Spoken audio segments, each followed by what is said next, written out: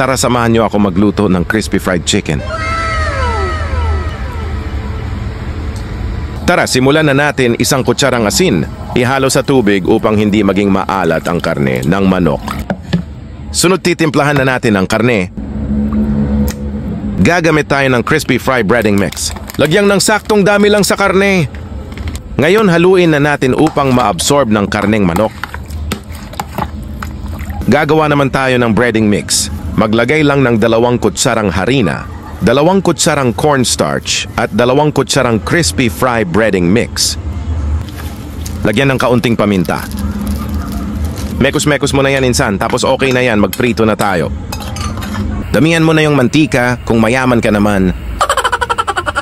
Balutin na natin yung karne ng breading mix. Tandaan, pag nagluluto kayo ng fried chicken, dapat na maintain ang init ng mantika upang pantay na maluto ang labas at loob ng karne. Nakita nyo na, muntik pa masunog. Lutuin lang sa loob ng 10 minutes to 12 minutes. Ulitin lang ang procedure hanggang maluto lahat. At kung may natutunan ka sa video na ito, baka naman hindi mahirap mag-like at i-share to para matuto din ng iba. At kapag ginawa mo yun, ngayon pa lang nagpapasalamat na ako sa'yo.